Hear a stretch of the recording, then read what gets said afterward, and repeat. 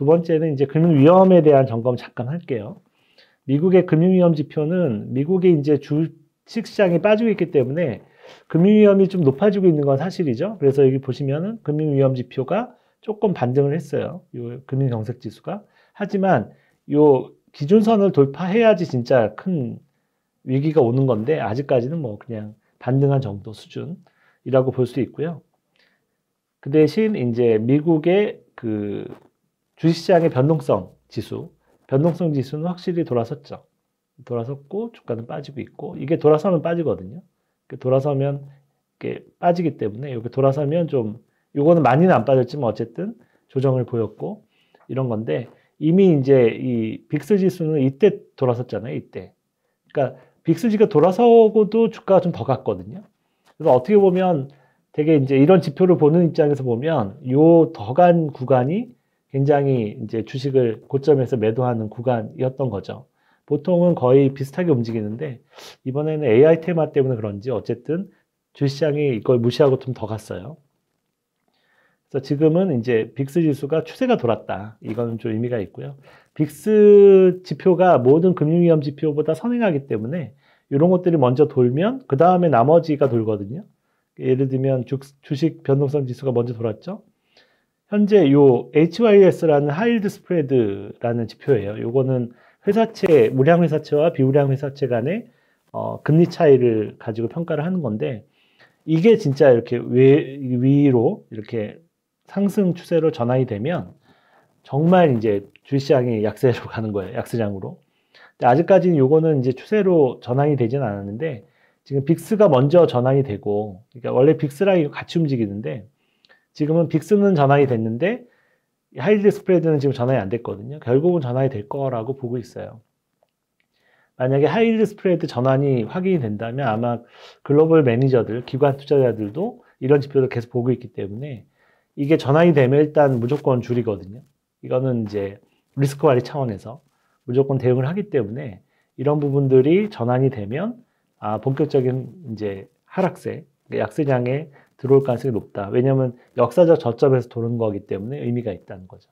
미국 경기 침체에 대해서 한번 볼까요? 경기가 요즘 경기 침체 얘기가 많이 나오니까 현재 그 스팟하게 그러니까 실제로 여러 가지 지표들을 모아가지고 가장 빠르게 미국 경제 성장률을 추정하는 게 요 지표예요. 요 지표인데 GDP 나우라는 지표인데요. 지금 현재 미국의 1분기 성장률 추정치가 마이너스 2점 몇 %예요. 그러니까 엄청 떨어져 있죠. 그러니까 1분기가 굉장히 안 좋은데 이거는 이제 골드가 그러니까 금이 미국 쪽으로 엄청나게 들어왔거든요. 1분기 때. 그 부분이 사실은 이제 물수지 적자로 반영이 되기 때문에 GDP 영향을 미치거든요.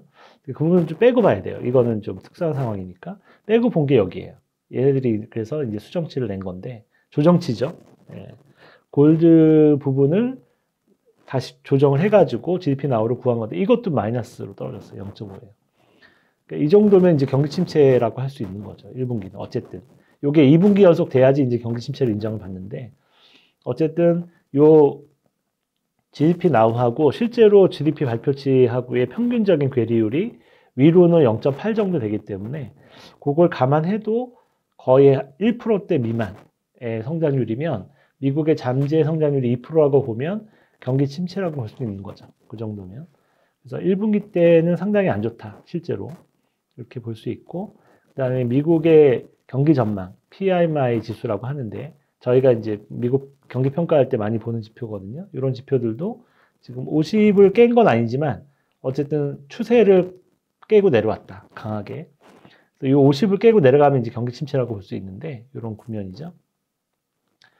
뭐 지금 이렇게 부러진 거 봐서는 이게 깰 가능성이 높아요. 그래서 이걸 좀 지켜봐야 되는데 어쨌든 올해 1, 2월 달에 경기 전망이 굉장히 악화되고 있다는 거 분명한 것 같아요. 그 다음에 저희가 이제 세 번째 보는 게 미국 경기 침체 여부를 볼 때 많이 보는 지표가 이거예요.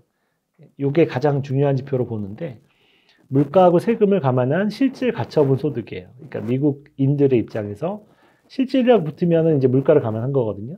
가처분은 뭐 낼 거 내고 세금 냈고 실제로 쓸 수 있는 돈이니까 실질 가처분 소득이 전월 대비해서 얼마나 줄었느냐 늘었느냐가 되게 중요하다. 미국 경기에서. 왜냐하면 미국의 경기를 판단할 때 경기에서 수출보다는 내수가 크잖아요. 미국은 소비가 한 70%를 좌우하니까 소비가 이제 경기 침체로 좌우하는 건데 그 소비는 뭐에 의해서 되는 거죠? 결국은 가처분 소득, 실질 가처분 소득이 늘어야 소비가 늘어요. 그렇기 때문에 이 가처분 소득 증가율이 굉장히 중요하다.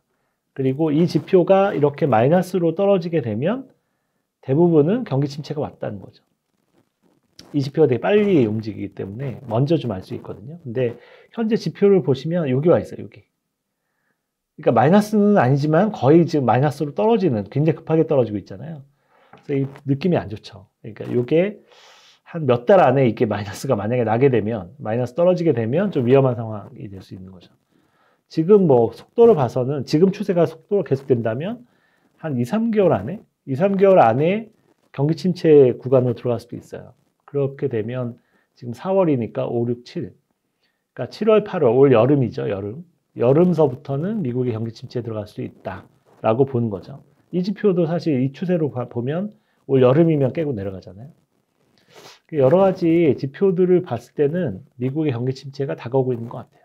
그러니까 저희가 이제 연초에 이제 전망할 때 올해 하반기, 그러니까 여름 지나서 미국의 경기 침체에 빠질 가능성이 높다라고 전망을 드렸는데 저희 전망대로 지금 가고 있는 것 같고요. 그다음에 이제 트럼프의 관세 정책이 더 가속화하고 있는 것 같습니다. 그래서 미국의 소비자들도 기대 인플레이션이 높고 소비는 줄이고 있고 이 얘기는 굉장히 어려운 상황에 빠졌다는 거. 중산층 이하는 굉장히 힘들다는 얘기죠. 실제로 이제 카드 사용료도 좀 줄고 있다는 소식도 있더라고요. 정확히 제가 데이터 확인을 못했는데 미국의 이제 그 카드 사용료가 줄고 있다는 그 뉴스가 나오더라고요. 블룸버그에. 그래서 그런 뉴스를 봤을 때는 아, 카드 사용액이 줄 정도면 정말 이렇게 침체가 이제 많이 다가왔다 이렇게 생각이 들거든요. 이런 지표만 봐도 올 여름 이후에는 침체에 들어가는 게 좀 확률이 높지 않을까 이렇게 보고 있고요. 이렇다면 아, 미국 주식의 밸류에이션이 이렇게 높은 상황에서 이게 이런 경기 침체를 버틸 수 있을까? 못 버티죠. 당연히 약세장으로 들어가는 거예요.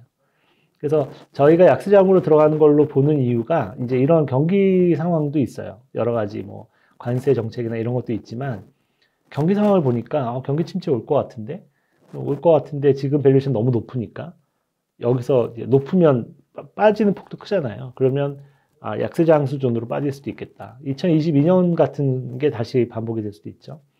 그런데 이번에 약세장에 들어가면 그 보통은 주식이 빠지면 채권 가격이 오르거든요. 그래서 서로 주식과 채권이 서로 해지가 되는 게 있는데 2022년에는 안 그랬어요. 2022년에는 주가도 빠지고 금리가 폭등하면서 채권 가격이 빠졌어요. 주식과 채권이 동시에 빠져가지고 글로벌 자산 배분 펀드들이 아주 낭패를 봤거든요. 우리나라 국민연금 같은 경우도 마이너스 8%인가요? 수익률이? 힘들었죠. 근데 그런 어떤 주식과 채권이 동시에 빠지는 게 드문 케이스인데 이런 게 다시 오지 않을까, 올해 다시 오지 않을까 생각이 듭니다. 그래서 스태그플레이션에서는 그럴 수 있는 거죠. 경기가 침체되니까 주식은 빠지고 인플레이션 때문에 금리가 오르니까 채권도 빠지고 채권 가격도 빠지고 그러면 보통 주식과 채권을 뭐 7대3으로 하든 6대4로 하든 이렇게 자산 배분을 해놨는데 둘 다 빠져버리면 방법이 없는 거죠. 그러니까 저희는 이런 환경을 대비해서 이제 15%의 어떤 원자재 금 포지션을 갖고 있거든요. 그 부분이 원래 폭등하거든요. 이런 분위기에서는. 그래서 저희도 22년도에 이제 이걸로 많이 방어를 했는데, 아, 이번에도 아마 그렇게 반복되지 않을까. 2022년은 그 연기금 그 투자하는, 연금을 운영하는 매니저들은 아주 악몽 같은 해였는데, 그게 좀 다시 반복이 되지 않을까 우려가 되고 있습니다. 그 다음에 이제 주간 경기 침체 선행 지수인데, 요런 것도 이제 0을 요 밑에를 돌파하면, 기준선 돌파하면 경기 침체가 오는 건데, 이게 좀 확대한 거거든요. 지금 돌파로 내려가고 있잖아요. 이게 이제 돌파하면 경기 침체에 빠진다고 보면 돼요. 그래서 아직까지는 딱 경기 침체에 빠진 지표가 확인된 건 없어요. 된 건 없는데, 흐름이 좋지 않다는 거죠. 흐름이 좋지 않고, 지금 흐름대로 간다면 올해 여름에는 다 모든 지표가 다 경기 침체로 빠지는 이런 것들이 확인되지 않을까. 그러니까 주식시장도 지금 이런 부분들을 반영해서 빠지고 있는 건데 경기 침체에 빠지면 또 달라지거든요. 더 세게 빠져요. 그렇기 때문에 요런 게 확인되기 전까지는 주가가 빠져도 올라오긴 해요. 이렇게 반등을 하면서 빠지거든요. 근데 이런 것들이 이제 침체에 들어가는 게 확인이 되면 그다음부터는 쭉 빠져요. 그러니까 팔 길을 잘 안 주거든요. 그런 것들을 참고를 하셔서